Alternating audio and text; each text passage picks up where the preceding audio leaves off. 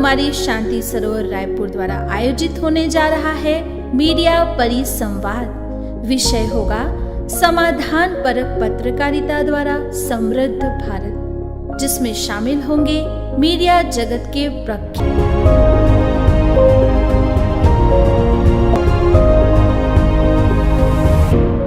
आज की इस बहुत ही महत्वपूर्ण सभा के सभाध्यक्ष, जिनका आशीर्वचन अभी हमें प्राप्त होगा, परम श्रद्धेय ब्रह्म कुमारी आदरणीय कमला दीदी, जिनके आदेश, जिनके निर्देश पर मैं यहाँ पर उपस्थित हुआ हूँ।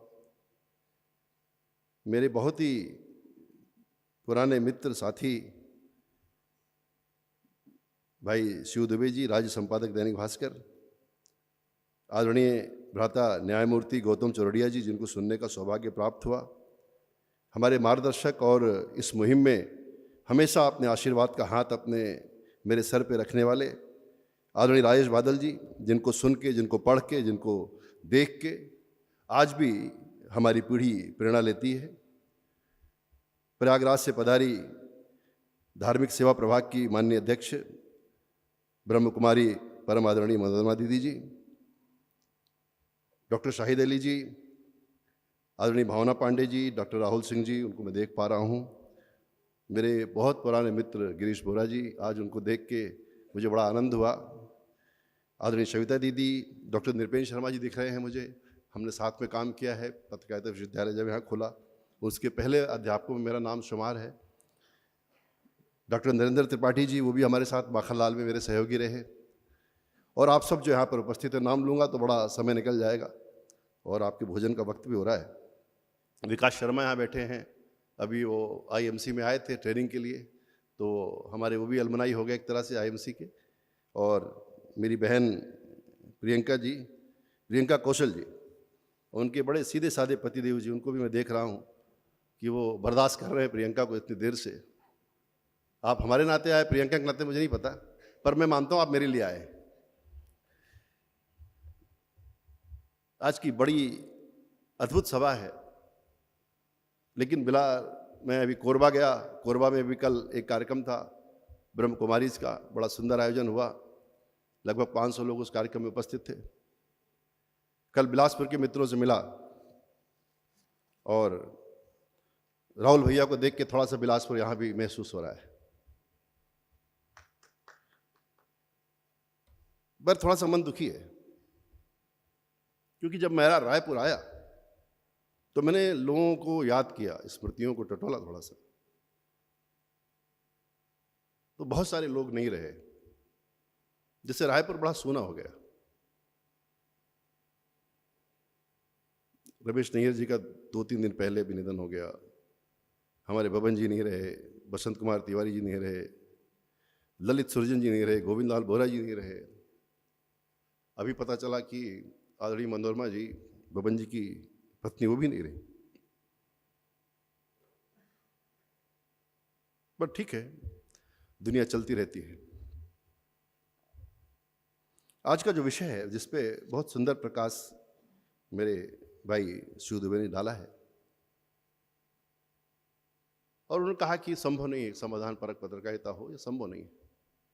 जबकि मुझे स्मृति है और मुझे याद है कि दैनिक भास्कर समाधान परक पत्रकारिता के एक तरह से प्रस्तोता अखबार है। जब आप खबरों का वैल्यू एडिशन करते हैं, जब आप खबरों में समाधान देना शुरू करते हैं समस्याओं का, जैसे अभी कल मेरी बेटी ने मुझे सुबह सुबह हड़काया, 8 साल की बेटी मेरी है। उसने कहा, पापा कहाँ जा रहे हो? मैंने कहा, मैं रायपुर जा रहा हूँ। तो बोले, बड़े पापा के पास? उसके बड़े पापा यहाँ बैठे हैं, शाहिद अली जी। हमने कहा, बड़े पापा के पास जा रहा हूँ। तो उसने कहा, हमें भी ले चलो। तो हमने कहा, बेटा तुम्हारा स्कूल है, तुम पढ़ाई करो, और पढ़ना ज़रूरी है, क्योंकि हम तो बिना पढ़े कुछ हासिल कर गए, अब पढ़ना पड़ता है। तो कल उसका सुबह फ़ोन आया कि पापा स्कूल तो हमारा बंद हो गया 5 दिनों के लिए, और आप बड़े पापा के साथ ऐश कर रहे हो। दिल्ली में दिल्ली गैस चैम्बर बनी हुई है, पता होगा आपको, पराली जल रही है, और दिल्ली का जो हवा है दिल्ली की, उसमें धुआं भरा हुआ है। तो छोटे स्कूलों की छुट्टी कर दी गई है बच्चों की। अब गैस चैम्बर ठीक है, ये भी हमारा काम है कि हम बताएं कि दिल्ली गैस चैम्बर बन गई है, पर ये गैस चैम्बर कब तक बनी रहेगी? क्या इस गैस चैम्बर के साथ हम रहेंगे, या इस गैस चैम्बर को खत्म करने के लिए सामाजिक रूप से, आध्यात्मिक रूप से प्रयास करेंगे? यही समाधान परक पत्रकारिता है, और ऐसा पत्रकारिता कर रही है। अनेक पत्रकार ऐसे हैं जो ये प्रयास कर रहे हैं कि गैस चैम्बर से कैसे मुक्ति मिले, कैसे प्रकृति के साथ हमारा रिश्ता बने, कैसे हम इन समस्याओं के सवाल हल तलाशें। ये काम है, क्योंकि पत्रकारिता की जो परंपरा है वो हमारी परंपरा नहीं है। सबसे बड़ा संकट है कमला दीदी, पत्रकारिता हमारी परंपरा नहीं, पत्रकारिता हमारा शब्द भी नहीं है, पत्रकारिता के हम आविष्कार करता भी नहीं है। हम संवाद के आविष्कार करता है। संवाद अपने आप में सार्थक संवाद है, संवाद अपने आप में सकारात्मक शब्द है। संवाद नकारात्मक हो ही नहीं सकता। कोई भी संवाद जो है नकारात्मक नहीं होता, कोई शास्त्रार्थ नकारात्मक नहीं होता। हम संवाद और शास्त्रार्थ की परंपरा के उत्तराधिकारी राष्ट्र हैं, और इसलिए जब संवाद और शास्त्रार्थ होता है तो चीजों का हल निकलता है, समस्याओं के हल निकलते हैं। और इसलिए उस परंपरा से हम अपने आप को जोड़ना चाहते हैं। हमारे यहाँ आदि पत्रकार नारद हुए, उनकी क्रेडिबिलिटी देखिए। हम पत्रकारिता में क्रेडिबिलिटी की बात करते हैं, उनकी क्रेडिबिलिटी देखिए, उनकी प्रामाणिकता देखिए, उनकी विश्वसनीयता देखिए। वो राक्षसों के भी उतने प्रिय हैं, वो देवताओं के भी उतने प्रिय हैं। वो चैन से बैठते नहीं हैं, वो लगातार तीनों लोगों का भ्रमण करते हैं लोक मंगल के लिए, समस्याओं के समाधान के लिए। वो समस्याओं का समाधान खोजते हैं। उनको हम पत्रकार नहीं कहते, उनको हम संचारक कहते हैं, कम्युनिकेटर हैं। वो जाते हैं और अपने संवाद के माध्यम से समस्याओं का समाधान खोजते हैं। आज हमारी जो पत्रकारिता है वह पश्चिमी मानकों पर खड़ी है। पत्रकारिता का संकट यह है कि हमारी चीज नहीं है, हमने उसको जस का तस अपना लिया। जब किसी चीज को आप जस का तस अपना लेते हैं तो वही होता है, गेहूं खाने से शुगर होता है, पर रागी बाजरा मेल्ट खाने से नहीं होता, क्योंकि वो भारतीय अनाज है, मोटा अनाज। अभी माननीय प्रधानमंत्री जी ने भी मेल्ट को लेकर एक दिन बहुत लंबी बात की मन की बात में। तो जब अपना अनाज आप छोड़ करके दूसरे अनाज पर जाते हैं, फास्ट फूड पर चले जाते हैं, जो भारत की उपज नहीं है उसको आप खाना शुरू करते हैं, तो आप बहुत सारी बीमारियों से ग्रस्त हो जाते हैं। अपनी जड़ों से उखड़ करके, अपनी संवाद परंपरा से अलग हट करके अगर आप पत्रकारिता करेंगे तो वो निश्चित रूप से विनाश का कारण बनेगी, समाज में तनाव का कारण बनेगी। इसलिए हमें संवाद और शास्त्रार्थ की जो हमारी परंपरा है, जिसमें संवाद सत्य के लिए है, संवाद शिव के लिए है, संवाद समाज को सुंदर बनाने के लिए है। पश्चिम की अवधारणा क्या है? ब्रिटेन में पत्रकारिता का प्रारंभ हुआ, वहां पर आरंभिक किताबें लिखी गई, डॉक्टर शाहिद अली जी। वहां जब आरंभिक किताबें लिखी गई तो उसमें यह बताया गया कि जर्नलिज्म के मूल्य क्या होंगे, पत्रकारिता के मूल्य क्या होंगे। वो हमारे मूल्य नहीं है। उसमें बताया गया कि कुछ नकारात्मक होगा, आदरणीय कमला दीदी, कुछ नकारात्मक होगा, कुछ अशोभन होगा, कुछ गड़बड़ हो जाएगी, कुछ कॉन्फ्लिक्ट हो जाएगा, तब समाचार बनेगा। ये सभा चल रही है, इतने सुंदर विचार यहां व्यक्त किए जा रहे हैं, इस सब चीजों का कोई मतलब नहीं है। ये अचानक ये ऊपर वाले की दया से अगर ये गिर गया और हम सब यहां पर कुछ प्रभावित हो गए तो समाचार बनेगा, बिल्कुल बड़ा समाचार बनेगा। जिस न्यूज रूम की बात प्रियंका कह रही थी, फिर वो न्यूज रूम कहेगा काटो काटो काटो, जल्दी लगाओ। उनके लिए वो समाचार है। ये हमारी परंपरा नहीं है। हम तो समस्याओं का समाधान खोजने वाले लोग हैं। हमारी साहित्य, संस्कृति, प्रदर्शन कलाएं, पत्रकारिता, सबका एक ही उद्देश्य है, लोक मंगल। जिससे लोक कल्याण हो, जिससे लोक मंगल हो, हम उस परंपरा को मानने वाले लोग हैं। और इसलिए जिस परिभाषा का आपने उल्लेख किया इसी मंच पर कि आदमी अगर कुत्ते को काट लेगा तो समाचार बनेगा, कुत्ता आदमी काट लेगा तो समाचार नहीं बनेगा, यह पश्चिम की अवधारणा है, यह हमारी अवधारणा नहीं है। हमने उस पत्रकारिता को जस का तस स्वीकार कर लिया, इसलिए संकट पैदा हो रहा है। अगर हम पत्रकारिता को अपनी परंपरा के आधार पर खड़ा करते, और आप देखिए दुनिया में किस्से कहानियां कहने वाले प्रथम देश हम हैं, प्रथम देश हम हैं। कोई दुनिया में हमें कहानी कहना नहीं सिखा सकता। पत्रकारिता भी एक प्रकार की कथा है। हम कथा कहते हैं, समाज में क्या चल रहा है उसकी कथा कहते हैं, टेलीविजन के माध्यम से कहते हैं, डिजिटल मीडिया के माध्यम से कहते हैं, प्रिंट मीडिया के माध्यम से कहते हैं। हम भी कथावाचक हैं, दुनिया के पहले स्टोरी टेलर हम लोग हैं। हमने उपनिषद की कथाएं कही हैं और उससे समाज की शंकाओं का समाधान किया है। हमारे यहाँ एक उपनिषद है जिसका नाम ही है प्रश्नोपनिषद, प्रश्न करने का ही उपनिषद है, जिसमें ऋषि जो है सामने बैठते हैं, उनसे प्रश्न होते हैं और वो हमारी समस्याओं और हमारी शंकाओं का समाधान करते हैं। हम प्रश्न से भागने वाले लोग नहीं हैं, हम कभी प्रश्न से घबराने वाले लोग नहीं हैं। कठिन से कठिन प्रश्नों का सामना करके उसके सुंदर से सुंदर उत्तर हमारी ऋषि परंपरा हमको देती रही है। और जब आप याद करेंगे कुंभ का आयोजन होता किस लिए था? कुंभ का आयोजन इसीलिए होता था कि वहां संवाद की, विमर्श की, शास्त्रार्थ की एक परंपरा थी, जिसके आधार पर समाज जो है वहां इकट्ठा होता था और उसको कोई निमंत्रण नहीं जाता था। लाखों लाख लोग इकट्ठे होते थे, वहां से नवनीत लेकर के लौटते थे और समाज में संवाद की सुंदर सरिता बहती थी, समाज के संकटों के हल तलाशे जाते थे। मैंने शादियों में देखा है, बचपन में शादियों में जो 3 दिन की शादियां होती थी राजेश भैया, तो दूसरे दिन शिष्टाचार नाम का एक कार्यक्रम होता था, जिसमें दोनों पक्षों के पंडित इकट्ठे होकर के शास्त्रार्थ किया करते थे। अब तो भागम भाग है, इस शादी से अगली शादी में जाना है, तो शादियां भी अब जो है इतनी हड़बड़ी में है कि दूल्हा दुल्हन के लिए तो सजा है, बाकी के लिए वो जो है कोई आनंद दे के जाती नहीं। तो इसलिए हम अपनी जड़ों को अगर हम छोड़ते हैं, अपनी उस ज्ञान परंपरा से अब हम अलग होते हैं, तो हम अपने कष्ट को स्वयं आमंत्रित करते हैं। आप देखिए, हमारे रामायण, हमारा महाभारत, हमारे भागवत, सब कथाएं हैं। हमने सब कुछ, जो सारी ज्ञान है, हमने कथा के माध्यम से कहा है। हमने बहुत ज्ञान चर्चा नहीं की है, समाज को आतंकित नहीं किया है, और ये कम्युनिकेशन ही था। बाकी आप देखेंगे कि बड़ी बड़ी किताबें लिखकर ज्ञान के माध्यम से अपना आतंक पैदा करने का प्रयास से समाज करते हैं। हमारे समाज में हर बड़ी से बड़ी बात जो है कथा के माध्यम से कह दी जाती है। कथा के माध्यम से कही दी जाती है ताकि जो गांव में बैठा व्यक्ति है, जंगलों में बैठा व्यक्ति है, गिरिवासी है, वनवासी है, सब तक वो संदेश उसी रूप में जाकर पहुंचे। क्योंकि जब कथा के रूप में संदेश पहुंचता है तो यथा रूप रहता है, जब वो ज्ञान के रूप में पहुंचता है उसकी व्याख्याएं अलग अलग होती है। और इसलिए हम दुनिया के पहले कथावाचक हैं, ये क्लेम मैं आपके सामने करना चाहता हूं।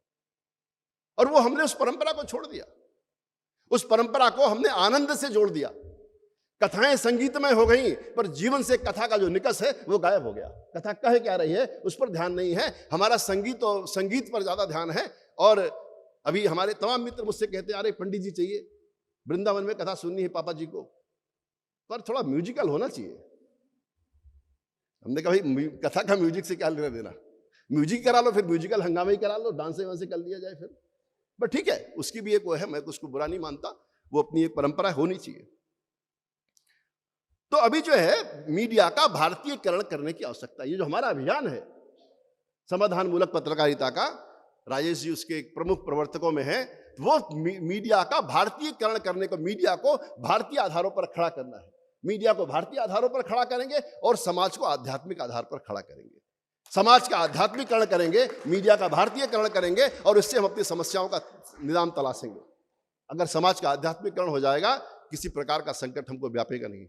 पर संकट क्या है चंद्रशेखर साहू जी? हम संकट के समय चैतन्य होने वाले समाज हैं और संकट टलते ही सो जाने वाले समाज हैं। मैं आपको कोरोना के 2 सालों की याद दिलाना चाहता हूं। हम कितने धार्मिक हो गए थे, हम कितने आध्यात्मिक हो गए थे, हम कितने पर्यावरण प्रेमी हो गए थे, हम कैसे चहक चहक के मोरों को देख रहे थे, कैसे सोच रहे थे काश हम अपने गांव में चले जाते। और तमाम लोग शहरों को छोड़कर गांव की तरफ गए भी। अचानक हमें हमारे गांव याद आए, हमारे माता पिता याद आए, पेड़ पर्वत नदियां सब हमें याद आई। पर अचानक खतरा टला, वैक्सीन लगा, बूस्टर डोज लगा, फिर से मौजे मौजा, फिर वही भीड़, वही अफरा तफरी, वही भागम भाग। कहीं ना कहीं ठहर कर सोचने की जरूरत है। इसलिए ब्रह्म कुमारी पत्रकारिता, जो पत्रकारिता का अभियान हमने हाथ में लिया है ब्रह्म कुमारी के माध्यम से, अभी माउंट आबू में इस अभियान का राष्ट्रीय स्तर पर शुभारंभ हुआ। कई महत्वपूर्ण पत्रकार भी वहां थे और दादी के आशीर्वाद से इस अभियान का प्रारंभ हुआ है, समाधान मूलक पत्रकारिता का। स्थान स्थान पर इसको लेकर के हम पत्रकार समुदाय के बीच में बात कर रहे हैं। हम नहीं मानते कि एक दिन में चीजें बदल जाएंगी, पर अगर चीजें निकली हैं और बात हो रही है तो जरूर हो। इतनी बड़ी संख्या में अगर आप इकट्ठे हैं, इतने बड़े व्यस्त संपादक शिव दुबे जी यहाँ आकर के बैठे हैं, चंद्रशेखर साहू जी सिर्फ इस विषय को सुनकर के यहाँ तक आ गए। उनको प्रियंका जी ने ऐसा डिजिटल कार्ड डाला था, चंद्रशेखर जी आए, बोले मैं सुनूंगा, जरूर सुनूंगा, आऊंगा। तो अगर इतनी गंभीरता हमारा समाज ले रहा है तो निश्चित रूप से कुछ ना कुछ रास्ता निकलेगा। क्योंकि हम ये मानते हैं यह विश्व मनोहर कृतियों का, यह विश्व कर्म रंग स्थल है परंपरा लग रही यहाँ ठहरा जिसमें जितना बल है। हम भारतीय हैं, हम हारने के लिए पैदा ही नहीं हुए, हम अमृत पुत्र हैं। जब सब लोग हाथ खड़े कर देते हैं तो लोग भारतवंशियों को तलाशते हैं। मैं आपको ब्रिटेन की कहानी सुनाना चाहता हूं। ब्रिटेन में क्या हुआ, भारी बहुमत से एक महिला जीत गई और उसने हाथ खड़े कर दिए। जो हालत है, मंदी के जो हालात है, कोरोना के बाद जिस तरह दुनिया का मार्केट लड़खड़ाया हुआ है, मैं जिस देश की आवश्यकताओं, आकांक्षाओं की, सपनों की पूर्ति नहीं कर सकती, तो पूरी दुनिया की नजर जो है एक भारतीय पे जाती है, जिसका नाम स्वयं ऋषि है, जिसके नाम में ही आध्यात्म है। और ऋषि सुनक जो है ब्रिटेन के जो है प्रधानमंत्री बन जाते हैं। चुनाव हार कर वो वहां के प्रधानमंत्री हैं क्योंकि उनके पास संकटों का समाधान है, उनमें आत्मविश्वास है कि वो समस्याओं का समाधान कर सकते हैं। इसलिए मैं कहता हूं ये भारतवंशी का आत्मविश्वास है कि आज दुनिया के जितने बड़े बैंकर हैं सब भारतवंशी हैं। बड़ी सॉफ्टवेयर कंपनियों के जो अधिकारी भारतवंशी हैं, बड़ी बड़ी जो कारपोरेट कंपनियां चल रही हैं, सोशल मीडिया कंपनियां, डिजिटल मीडिया कंपनियां हैं, उनके शिखर पदों पर बैठे हुए लोग कौन हैं, तो आपको पता चलेगा वो भारतवंशी है। क्योंकि भारत में समस्याओं का समाधान खोजने की शक्ति है। भारत समस्याओं का समाधान कर सकता है। एक नए किस्म का आत्मविश्वास भारतीय नौजवानों ने विश्व मंच पर प्रकट किया है। क्योंकि हम अकेले लोग हैं जो ग्लोबल हैं, जिनका ग्लोबल दिमाग है, जो अपना विचार नहीं करते, जो हर चीज में विश्व मानवता की बात करते हैं, विश्व मंगल की बात करते हैं। जैसे अभी आपको सुबह बताया गया कि 140 देशों में ब्रह्म कुमारी का काम चल रहा है। ऐसे हमारे कितने सामाजिक संगठन हैं, आध्यात्मिक संगठन हैं, जो दुनिया भर में सेवा का काम कर रहे हैं। आप ये कह सकते हो कि भाई आप चलो ठीक है, पाकिस्तान में आपकी संस्था का जन्म हुआ, वहां से बंटवारा हुआ, आप माउंट आबू आ गए, अब जाके दुनिया में सेवा क्यों कर रहे हो? पर क्योंकि हमारा दिमाग ही वैश्विक है।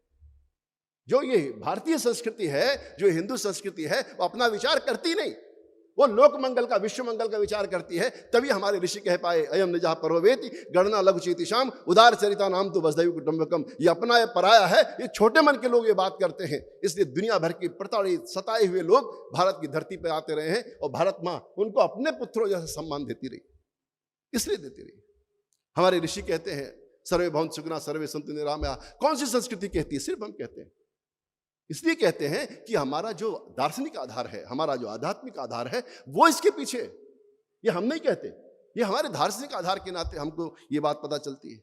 और आप देखिए अकबर के टाइम में भी गोस्वामी तुलसीदास क्या कहते हैं, परहित सरिस धर्म नहीं भाई, पर पीड़ासम नहीं अधमाई। इसलिए हमारे जितने धार्मिक सामाजिक संगठन हैं वो सेवा को ही प्रधानता देते हैं, वहां सेवा ही धर्म है। और हम ही कह पाए कि दरिद्र नारायण की सेवा करो, भगवान की सेवा अपने आप हो जाएगी। ये विवेकानंद भी कहते हैं, सारे हमारे ऋषि मुनि कहते हैं।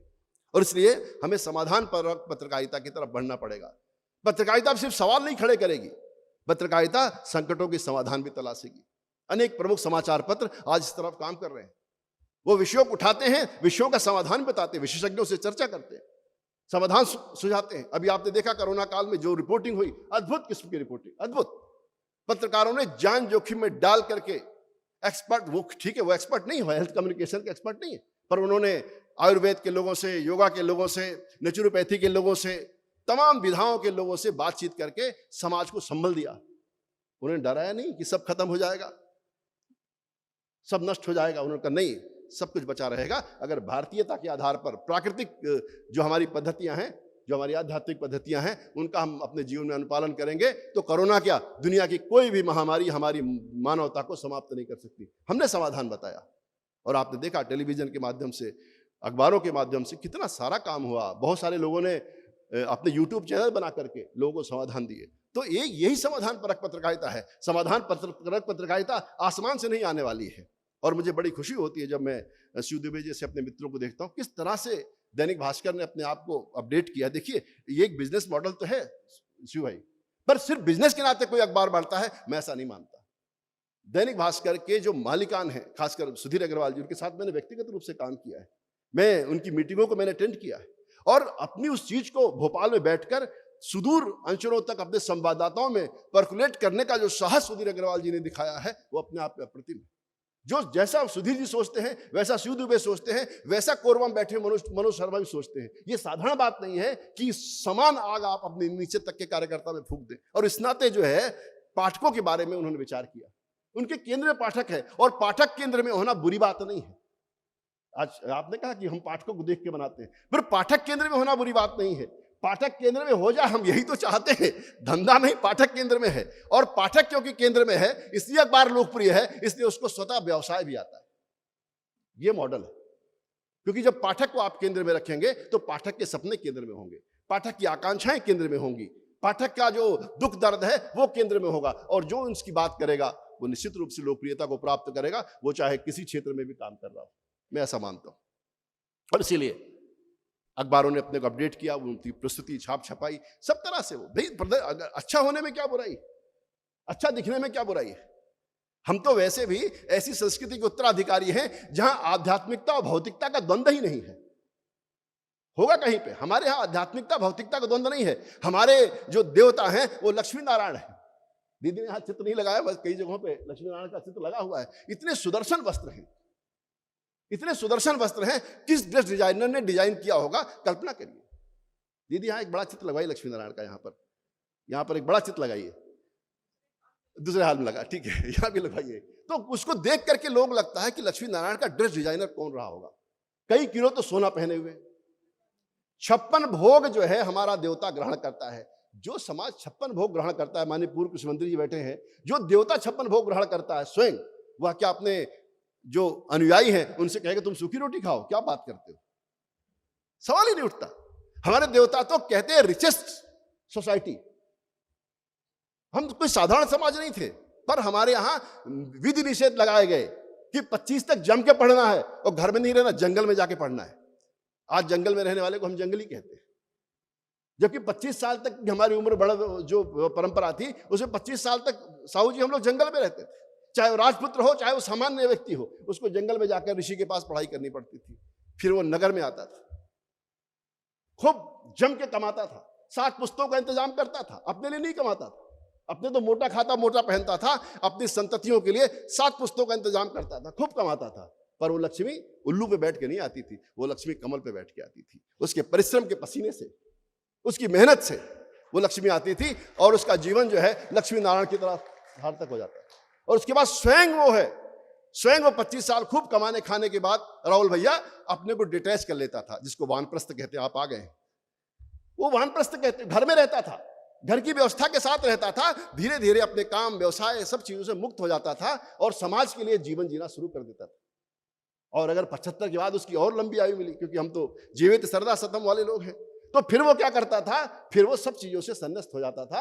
अब मेरा संन्यास आश्रम प्रारंभ हो गया, अब मेरा जो शेष जीवन है वो समाज के लिए। तो इसलिए गड़बड़ी नहीं पैदा होती थी, इसलिए बंधन बंधे हुए हैं कि इतने साल तक ये करना, इतने साल तक इसके साल ये करना है। अगर उस परंपरा पे हम आज भी लौट जाएं तो हमारे दुख दर्द कम हो जाएंगे। आखिरी वक्त तक कुर्सी पर जमे रहना, अंतिम सांस तक कुर्सी न छोड़ना, ऐसा आप करेंगे, बेटा व्यवसाय से धक आएगा, नेता राजनीति से धकी आएगा, नौजवान तो आएंगे, वो धक्के देकर के आएंगे, आप नहीं छोड़ेंगे, आप हटा दिए जाएंगे। जब आशीर्वाद देने का समय आए उसी भूमिका में आ जाइए। उस समय जो है नेतृत्व की कामना मत कीजिए। तो ये भी चीज थी, क्योंकि हम भटक गए इसलिए परिवार में कला हो रहा है। इसलिए बहू को लगता है कि ये तो सब कब्जा किए बैठे, कुछ दे ही नहीं रहे मेरे को। तो सास बहू का वो चाबी नहीं दे रही है।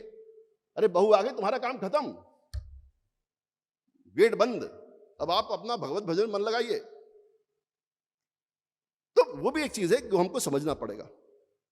और इसके बाद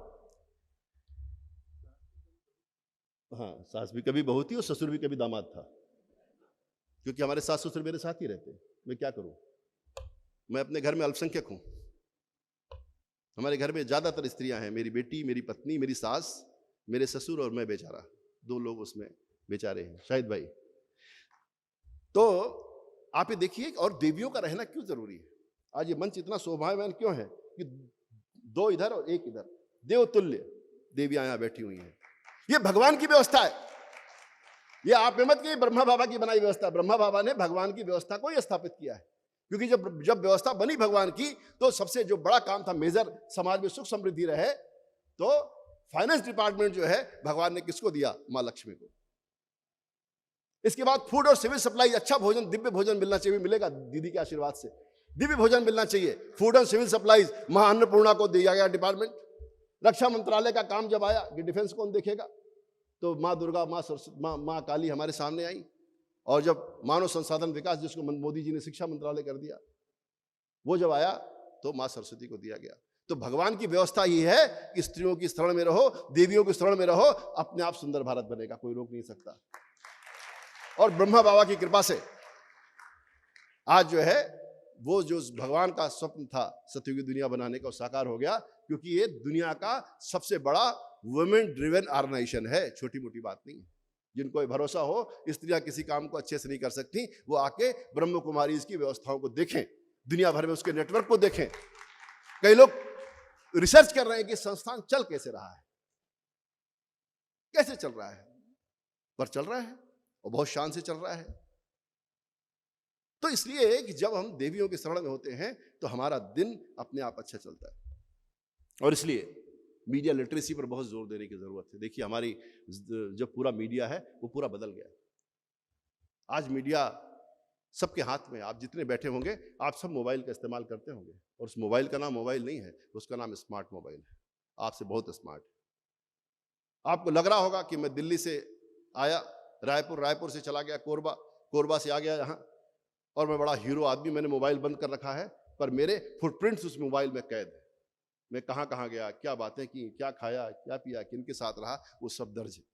आप एक सर्च करेंगे भी मकान का, आधे घंटे बाद मकान के विज्ञापनों के जो है बैंड बजने लगेंगे आपके फोन पे। इतना समझदार मीडिया कभी नहीं था। वो जो आपके हाथ में बहुत खतरे की मशीन है, उसका बड़ा सतर्क इस्तेमाल करिएगा, अपनी होशियारी में गड़बड़ी मत करिएगा। इसलिए मोबाइल आपके हाथ में है, मीडिया आपके पास है, पर आप मीडिया लिटरेट हैं ऐसा मत मानिए। इसलिए मीडिया लिटरेसी का हम एक कैंपेन चला रहे हैं। समाज को मीडिया साक्षर बनाना, मीडिया का इस्तेमाल कैसे करना, हेट न्यूज, फेक न्यूज के खतरे से कैसे बचना। आज बहुत बड़ा खतरा है, समाज को तोड़ने वाली शक्तियां हेट न्यूज और फेक न्यूज के माध्यम से दुनिया के तमाम देशों में हो रही तमाम जो वीडियोज हैं जहां अत्याचारी घटनाएं हैं, उनको भारत की घटनाएं बनाकर पेश कर